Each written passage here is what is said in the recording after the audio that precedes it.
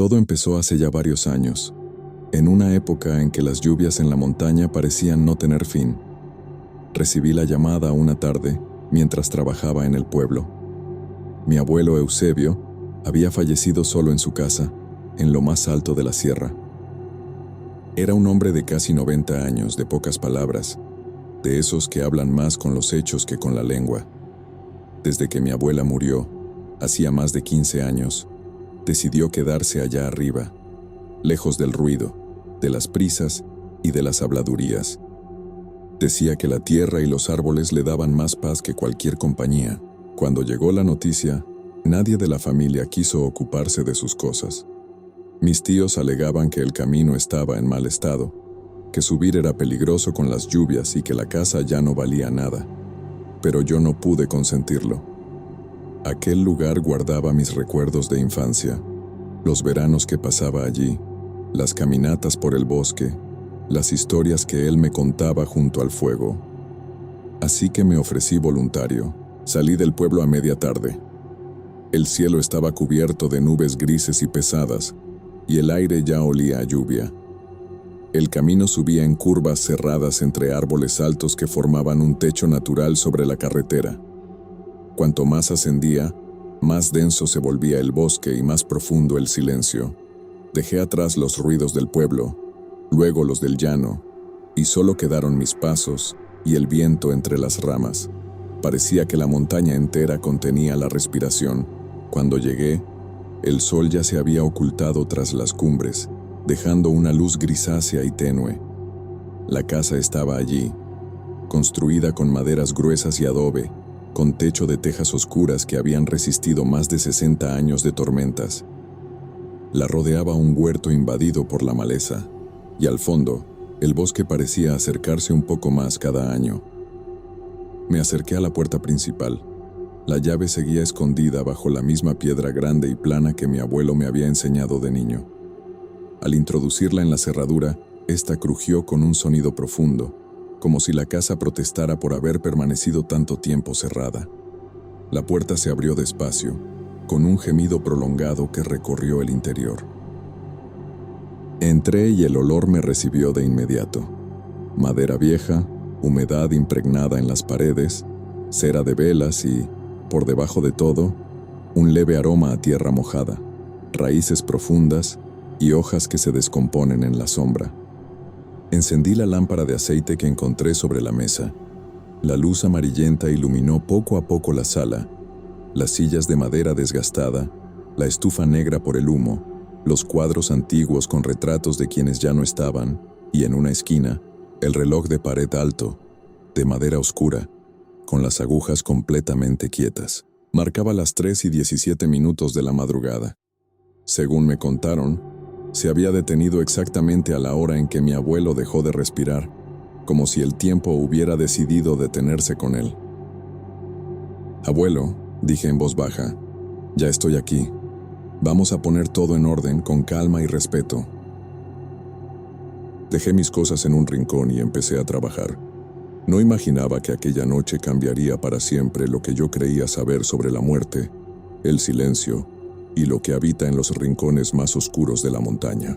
Revisé primero la sala y luego la cocina, ordenando platos, ropa de cama y herramientas que ya no tenían uso. Todo estaba en su sitio, limpio, como si mi abuelo hubiera sabido que su tiempo se acababa y lo hubiera dejado preparado. Al entrar en su habitación, el aire se volvió más denso.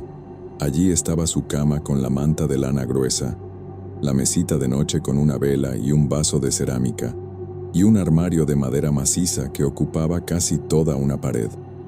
Abrí los cajones, saqué su ropa y la doblé con cuidado. Fue en el último cajón, el más profundo, donde encontré algo inesperado. Bajo una pila de sábanas, envuelto en un trozo de tela vieja, había un cuaderno de tapas duras y negras, sin título ni nombre. Lo tomé y noté que estaba frío, más frío que cualquier otra cosa en la habitación. Al abrirlo, vi páginas escritas con letra temblorosa, a veces apretada, otras apresurada, como si quien escribía temiera no terminar. La primera anotación era de 3 meses antes de su muerte. 14 de octubre. Hoy noté algo que no puedo explicar. Me desperté poco después de las 2 de la madrugada. Sentí un frío que me atravesaba los huesos, aunque todo estaba cerrado. El frío provenía del lado vacío de la cama, el más cercano a la puerta. Al encender la vela, vi que las cortinas se movían levemente. Me quedé despierto un buen rato y sentí una presencia. No podía verla, pero sabía que estaba allí, de pie al pie de mi cama, mirándome en silencio. Pasé la página. La escritura se volvía más irregular. 21 de octubre. Ya no puedo creer que sea mi imaginación o la edad. Cada noche, casi a la misma hora, regresa. Reviso puertas y ventanas, las aseguro bien, pero de alguna forma aparece. Anoche escuché pasos lentos y pesados, como si arrastrara los pies sobre la madera. Cuando encendí la luz, los pasos se detuvieron justo al otro lado de la puerta de mi habitación, pero no se fue. Se quedó allí, inmóvil, esperando a que apagara la luz. Sentí un escalofrío. Miré hacia la puerta cerrada de la habitación y por un instante imaginé una sombra al otro lado. Seguí leyendo. 28 de octubre. Hoy lo he sentido más cerca que nunca. Estaba sentado leyendo cuando el aire a mi espalda se volvió helado. El olor cambió. Tierra húmeda, raíces pudriéndose, madera deshaciéndose en la oscuridad. Me giré rápido, pero no había nadie. En el suelo, sin embargo, quedó una mancha oscura y húmeda, como si alguien hubiera pisado con los pies mojados.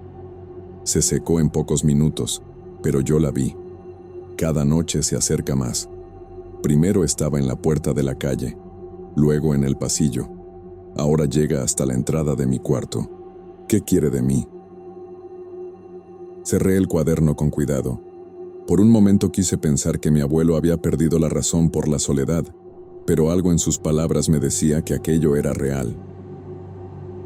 Seguí trabajando, pero ya no estaba tranquilo.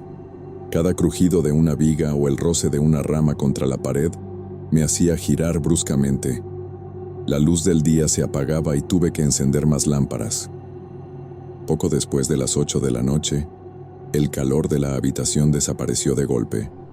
Un frío intenso, seco y cortante, invadió el espacio. Con él llegó el olor. Tierra mojada, podredumbre, el mismo que describía mi abuelo. Me quedé inmóvil. La puerta del pasillo que yo había cerrado minutos antes estaba ahora entreabierta.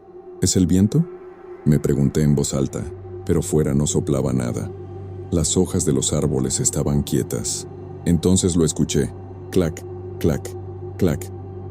Pasos lentos y arrastrados que venían desde el fondo de la casa, cada uno más pesado que el anterior.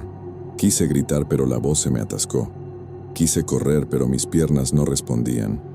Los pasos se detuvieron justo al otro lado de la puerta entreabierta. El silencio se volvió insoportable. ¿Quién está ahí?, logré susurrar. La puerta se abrió sola unos 20 centímetros más, y allí apareció. No era una sombra común. Tenía forma humana, pero era más alto que cualquier persona, con los hombros caídos y la espalda encorvada, como si cargara el peso de siglos. Su ropa parecía vieja, oscura, cubierta de tierra seca y hojas muertas.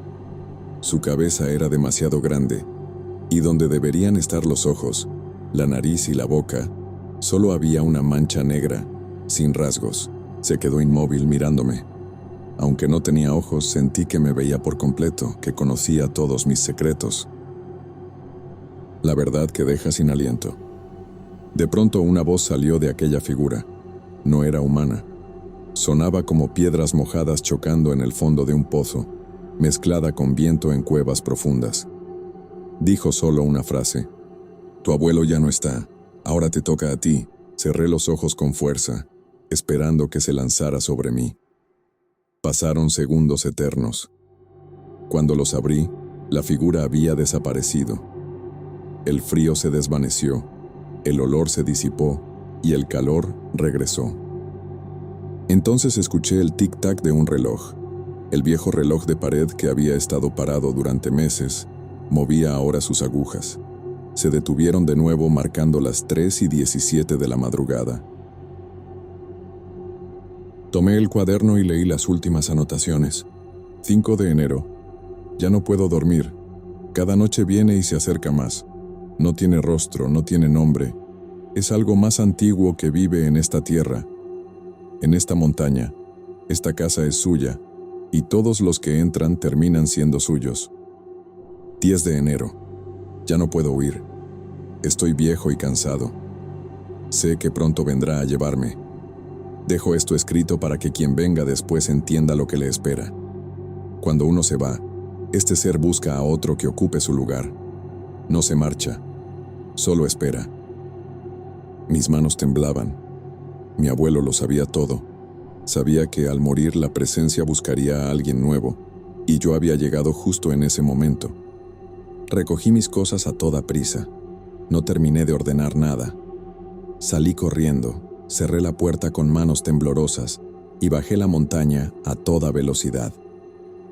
Solo respiré tranquilo cuando vi las luces del pueblo. Nunca volví a esa casa. Pero lo más aterrador no ocurrió allí. Lo más aterrador es saber que una vez que ese ser te marca, no te deja ir. Desde entonces, cada noche cuando apago la luz y me acuesto, alrededor de las 2 de la madrugada, el aire se enfría a mi lado. Llega el olor a tierra húmeda y madera vieja. Escucho los pasos lentos que recorren el pasillo de mi casa y se detienen al pie de mi cama. Ya no me asusto. Sé que no sirve de nada encender la luz. Los visitantes de la montaña no se quedan en su casa. Te siguen a donde vayas. Esperan en el silencio y en la oscuridad hasta que te acostumbras a su presencia, hasta que entiendes que ya no estás solo. Y a veces, cuando abro los ojos en la penumbra, veo esa figura alta y sin rostro parada en la esquina de mi habitación, inmóvil, esperando. Sé que algún día, cuando llegue mi hora, me dirá lo mismo que le dijo a mi abuelo y lo mismo que me dijo aquella noche en la sierra. Ahora te toca a ti.